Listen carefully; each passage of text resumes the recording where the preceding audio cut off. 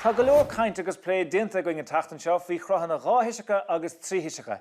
Úsáid sib na súla mata tíomh mó agus timpeallantí chun na Cruthanna Tríthoiseacha eáil, bheadh sé iontach iad a aimsiú agus i hirt iad a thuirt chun cuine. Well inniu tá muid chun písa sprí a bheith agan leis na Cruthanna agus is slí go mbeadh sibse an é dhéanana Somália. I dús bara rachmid siar rianta rinnemuid.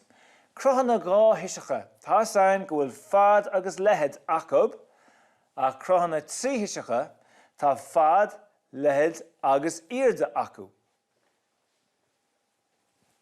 So na heispáinte ríist, seo é mar chreanóg, tá fad agus lehead aige, agus mo chiúb, tá fad, lehead agus irde ag ciúb.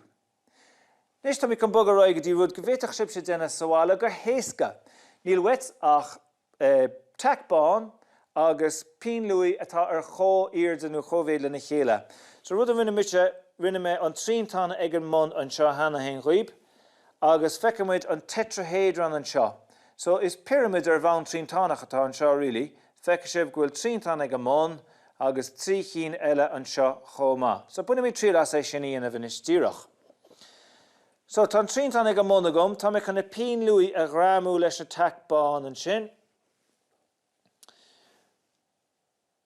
Chun na fuir eile a dhéana, mí nó me sin a ríiste an second amháin. Gramóid iad le na chéile. Tá go leor teacbán a tastála duna cínta an gramín si le na chéile, agus leúna dé tucha sé ó mabhard go héasca. Ítach, so sin é mar tetrahedron an seo, an éasca seo dhéana Somália. Nis, bhí mar pré cúpa ceannas na tréthe de Cruthanna Tríthoiseacha ar rinne seachtainna. An teacbán an seo léiríonn siad an reann. So, céféad reann atá ann, tá hían, dó, trí agus cear. So, cear a reann é tetrahedron. Na pínlúi sin iad an foiir. So, tá hían, dó, trí, cear, cúig, sé. Sé foiir ag tetrahedron, agus na spás na adrob is se na haigeanna. Mar sin tá hían, dó, trí, cear. Ceara aig ag tetrahedron. Is féidir libbe dhéana le cipíní lasan chomá, díreach mar seo, mar rinne mise, níos lú ag teacbán a tastal rob sin. Mar sin, ma héimúid go dtí cúb, fechamid na tréthe céine le cúb.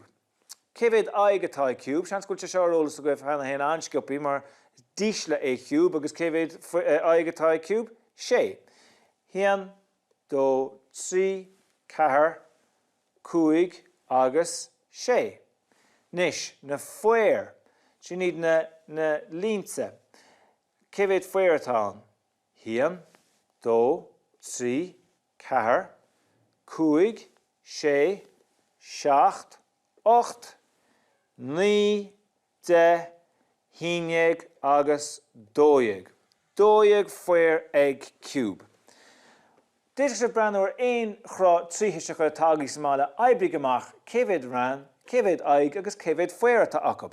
Nis tá muid chun líontáin na Cruthanna a aimsiú.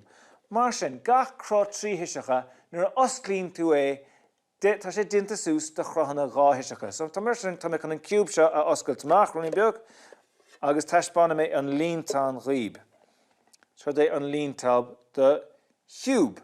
Mar ecinn sibh tá sé dinta sús de sé chearnóg atá díreach an méid céine, sin é an cúb. Is féidir libse é dhé sin dhéana Somália freisin, seo ceann rinne mé héin, rinne mé sé chearnóg ar fápéir, agus nuair a fillan mé na cearnóga le chéile, taispána mé go ninn sé cúb, agus is féidir é sin a gramú le tape sib héin. Sin é cúb. Nis, tá mise chun clifa beagas a dhéana libh nis, tá mé chun líontáin na Cruthanna a heispántíomh, caiith sib se aibrúmach cén chrá iad héin. Mar sin, tá sumid leis i gceann seo. Meas tú cén chrá Tríthoiseach é seo. Tá aig go bháin aige, chumid i chéile é, agus is cón é. Ítach. Ceann eile, tá spána mé ceann cinál le aigeanna curclach freisin, meas tú cén Cruth é seo. Cruth Tríthoiseach tá rá aig curclach aige. Cruimid de chéile é, agus is surcór atá ann. Bhuair se sin, surcór. Anna bhá, dynamid ceann amháin eile, ceann rúnaí beag níos deachra anois. Feicimid an seo go bhfuil rá reann ann, agus beidir cairneog nó déitach drunalóg a bheits a lár chomá, meas tú cén Cruth é seo. Well, cruimid a céile le fáil amach rud sib ceart, agus is prisma tríontánach atá ann. Tá tríontán ag an món, tá tríontán ag an mór, agus trí chearnóg nó drunalóg ceachtarach ab ceart atrab. Mar sin, rinne muid go leor sin bunathe foiir, reann agus aghaidheanna, agus fuairmuid amach go bhfuil Cruthanna Tríthoiseach déanta sús de Cruthanna Tríthoiseacha go leor sin gur féidir libh sé duine sa mála.